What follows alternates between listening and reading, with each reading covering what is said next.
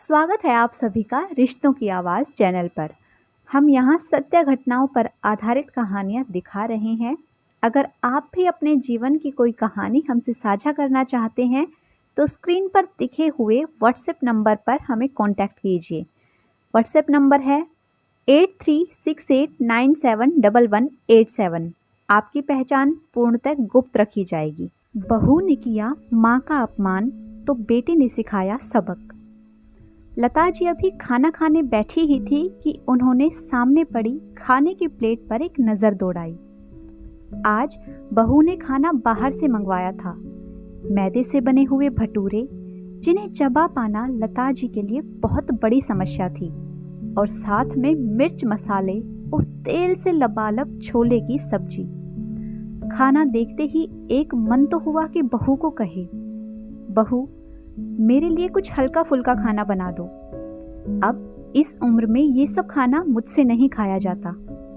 फिर सहसा उनके कानों में वही क्रोध भरी वाणी और कड़वी बातें कौंधने लगी, जिनकी बौछार उन पर एक दिन पहले भी हुई थी।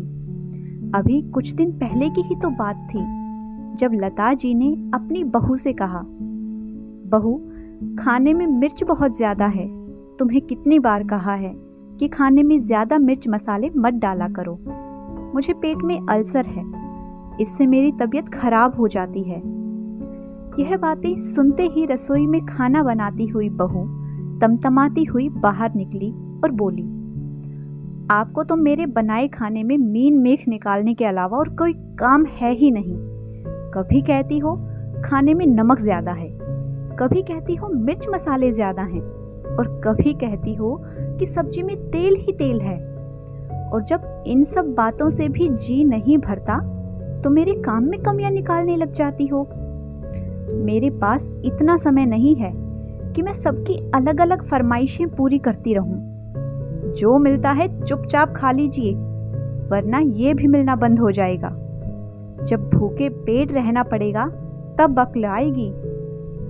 बहू की अपमानजनक बातों का कड़वा घूंट पीकर लता जी ने चुप रहने में ही बेहतरी समझी।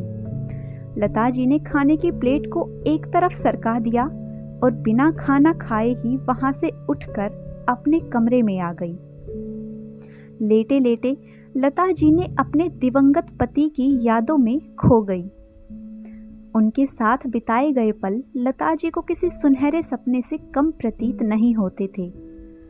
बिना कहे मेरी हालत समझ जाना और मुझे बच्चों की तरह संभाल लेना आनंद जी को बखूबी आता था। कितना ख्याल रखते थे वो मेरा। पर वक्त का सितम ऐसा हुआ कि सोचते सोचते उनकी आंखों से झरझर आंसू बहने लगे। लता जी अब बूढ़ी हो चुकी थी। उनसे अब घर का कोई काम नहीं हो पाता था। पति की पेंशन से उन्होंने अपने बेटे को जैसे तैसे करके पाला था, और अब अपने इकलौते बेटे संजय और बहू नीलम के पास रहती थी। उम्र भर अपना पेट काट काट कर अपने बच्चे की परवरिश पर सारी जमा पूंजी खर्च कर दी, यह सोचकर कि बुढ़ापा आराम करने के लिए है। लेकिन उनके पति क्या गए, उनकी तो जैसे जिंदगी ही चली गई। पति के जाने के कारण जो खालीपन उनकी जिंदगी में आया था, उस कारण उनका चेहरा मुरझा गया। लेकिन उस मुरझाए हुए चेहरे की लकीरें तब और ज्यादा गहरी होती गई जब बहू का अपेक्षापूर्ण व्यवहार उनके दिल को छलनी करने लगता। 8 साल का एक पोता है, लेकिन उसने भी अपनी दादी से कुछ खास लगाव नहीं रखा। होता भी कैसे, आखिर बेटा भी तो माँ के नक्शे कदम पर ही चल रहा था। जैसे तैसे भूखे पेट अपने कमरे में चुपचाप बैठी लता जी ने अपने बेटे के आने की आवाज सुनी तो लाठी का सहारा लेती हुई बाहर आ गई। बेटा, मेरी पेंशन आ गई होगी, कल मुझे पेंशन दिलवा लाना। मुझे कुछ पैसों की जरूरत है। क्या हुआ माँ, आप ठीक तो है ना? नहीं बेटा, वो तो मेरी तबीयत कुछ ठीक नहीं लग रही थी, इसीलिए सोचा कि डॉक्टर को दिखा लूं। अगर तेरे पास टाइम है तो कल मुझे ले चलना।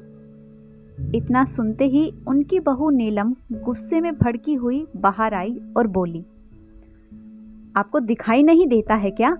अभी घर में कितने खर्चे चल रहे हैं। कुछ दिन रुक जाती, पर बेटे के आते ही उसके कान भरना शुरू कर देती हो। पर बहू, मैंने ऐसा भी क्या कहा है? ज्यादा भोली बनने की कोशिश मत कीजिए, सब जानती हूं मैं आपकी हरकतों को। बेटा, आज मैं तुझे एक बात कहना चाहती हूँ। मैं रोज रोज ये अपमान का कड़वा घूंट पीकर थक चुकी हूँ। मुझसे अब ये अपमान और सहन नहीं होता। ऐसा क्या हुआ है माँ, आप मुझे बताएं। आज सुबह मेरे पेट में दर्द था तो मैंने बहू को कुछ हल्का खाना बनाने के लिए कहा था, पर बहू ने मुझे गुस्से में झिड़क दिया। बोली, जो मिलता है मुंह बंद करके चुपचाप खा लीजिए, वरना इस खाने को भी तरसेंगी। मैं सुबह से भूखी बैठी हूं बेटा। नीलम, ये क्या कह रही हैं माँ? मेरी बात कान खोलकर सुन लो तुम। घर में बहुत से काम होते हैं, पूरा दिन काम में लगी रहती हूँ मैं। इन्हें कुछ करवाना तो है नहीं, बैठे बैठे ऑर्डर बजाती रहती हैं।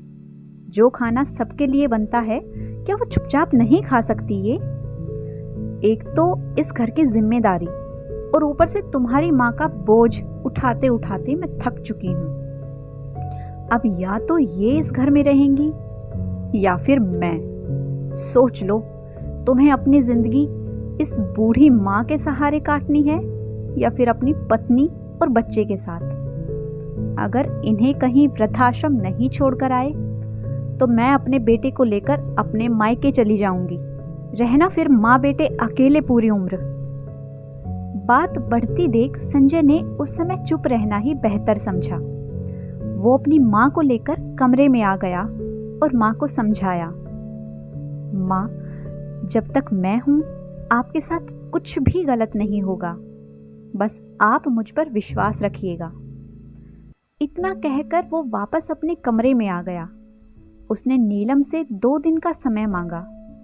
2 दिन बाद संजय ने लता जी को कहा, माँ, अपना सामान पैक कर लीजिए। पर बेटा, हम कहाँ जा रहे हैं? माँ, मैं आपको छोड़ने वृद्धाश्रम जा रहा हूँ।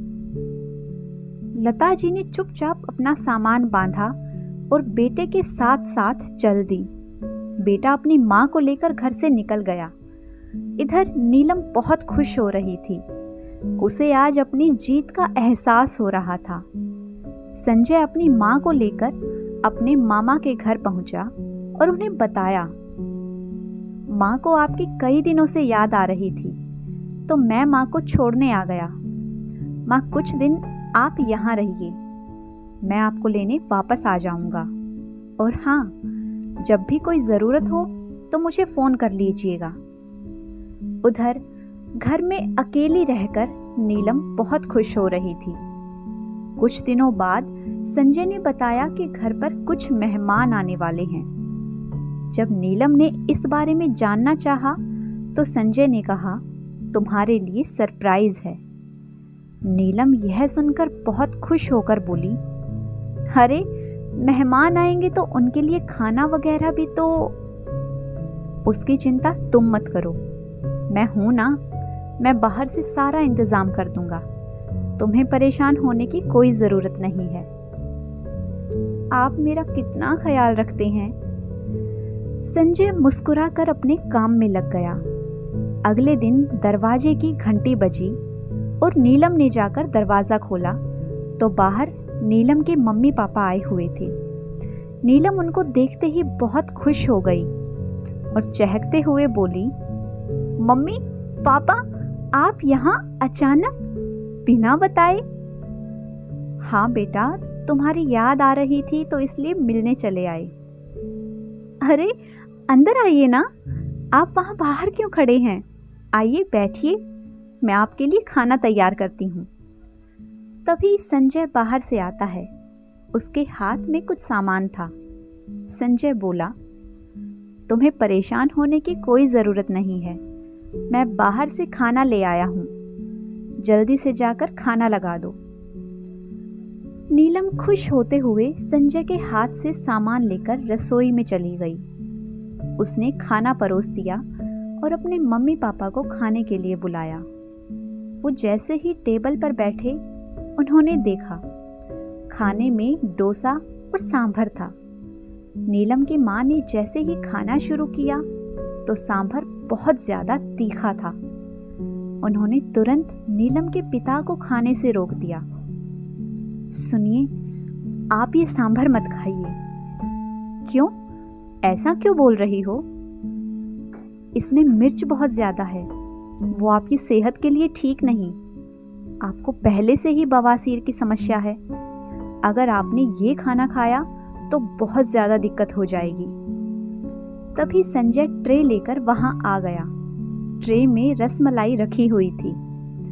उसने उनके सामने ट्रे रखते हुए कहा, माँ, पापा, लीजिए रसमलाई खाइए।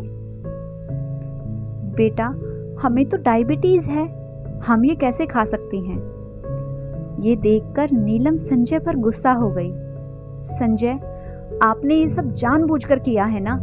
आपको पता था कि मम्मी पापा घर आने वाले हैं और आप उनके लिए वही सब खाना लेकर आए जो उनके लिए बंद था।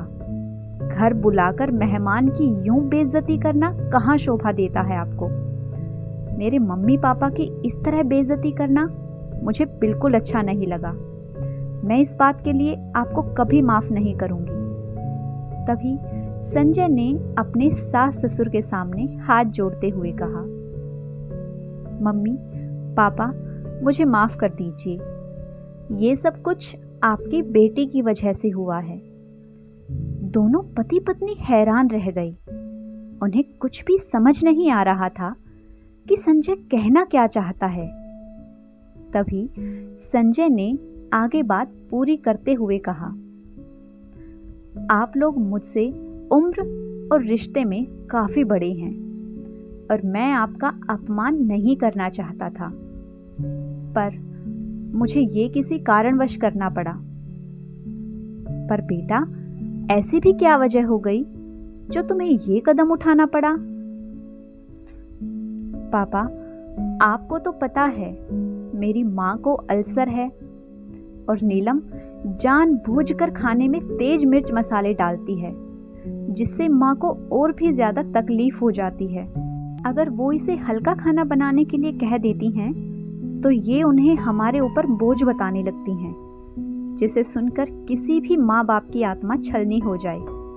क्या माँ बाप बच्चों को इसीलिए पैदा करते हैं, इसीलिए उनका पालन पोषण करते हैं? कल को बच्चे बड़े होकर उन्हें बोझ बताने लगे। नीलम को यही सब समझाने के लिए मैंने ये सब किया। जब बात इसके मम्मी पापा के ऊपर आई तो इसे एहसास हुआ, लेकिन जो ये मेरी माँ के साथ हर रोज करती थी, हर रोज उनका अपमान करती थी, ये बात इसे कभी समझ नहीं आई।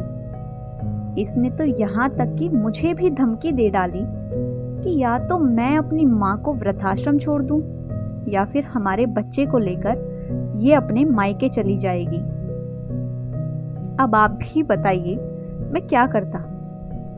नीलम के मम्मी पापा अपनी बेटी के बारे में यह सब सुनकर हैरान रह गई। उसके पापा बोले, नीलम, क्या हमने तुम्हें यही संस्कार दिए थे? अपने से बड़ों के साथ तुम ऐसा व्यवहार करती हो? तुम अपनी सास के साथ ऐसा कैसे कर सकती हो? और यही बात है तो आज के बाद तुम हमें कभी अपनी शक्ल मत दिखाना। यह सुनकर नीलम अंदर तक आत्मग्लानि से भर गई। नीलम ने संजय से माफी मांगते हुए कहा, संजय, मुझे माफ कर दो। मुझसे जो कुछ हुआ वो सब आगे कभी नहीं होगा। बस माँ को किसी तरह घर वापस ले आओ। संजय ने तीखे अंदाज में कहा, अब वो यहाँ क्यों आएंगी? क्या रोज अपना अपमान करवाने? नहीं संजय, आप मुझे वहां अपने साथ ले चलिए। मैं माँ से माफी मांगकर उनके पैर पकड़कर उन्हें घर वापस ले आऊंगी। बस आप मुझे एक मौका दीजिए, मैं आपको कभी शिकायत का दूसरा मौका नहीं दूंगी। अपने मम्मी पापा की तरह ही मैं उनका ख्याल रखूंगी। संजय यह सुनकर थोड़ा शांत हुआ। उसने नीलम को साथ लिया और अपनी माँ के पास पहुंच गया। लता जी अपनी बहू नीलम को साथ आया देखकर चौंक गई और यह जानकर उन्हें और भी हैरानी हुई कि उनकी बहू खुद उन्हें वापस अपने घर लेने आई है। और लता जी तब और भी हैरान हुई जब नीलम ने अपनी सास के पैर पकड़कर उनसे बार बार माफ़ी मांगी और उन्हें घर चलने का आग्रह किया। माँ, मुझे माफ़ कर दो। जैसा व्यवहार मैंने आपके साथ किया है उससे मैं बहुत शर्मिंदा हूँ। आप अपनी नादान बच्ची समझकर मुझे माफ़ कर दीजिए। मैं वादा करती हूँ कि आपको कभी भी शिकायत का दूसरा मौका नहीं दूंगी। लता जी अपनी बहू की आंखों में पश्चाताप के आंसू देखकर खुश हो गई।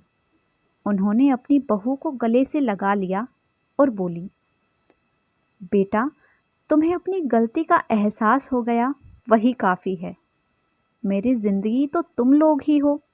चलो अपने घर वापस चलते हैं। और तीनों खुशी खुशी अपने घर वापस आ गए। अब नीलम अपनी सास का माँ से बढ़कर ख्याल रखने लगी थी। संजय और लता जी नीलम का यह बदला हुआ रूप देखकर अब अंदर से संतुष्ट थे। तो दोस्तों, अगर आपको आज की मेरी ये कहानी पसंद आई है तो वीडियो को लाइक कीजिए, शेयर कीजिए। साथ ही अगर आपने अभी तक मेरे चैनल को सब्सक्राइब नहीं किया है तो जल्दी से चैनल को सब्सक्राइब कर लें। Thanks for watching.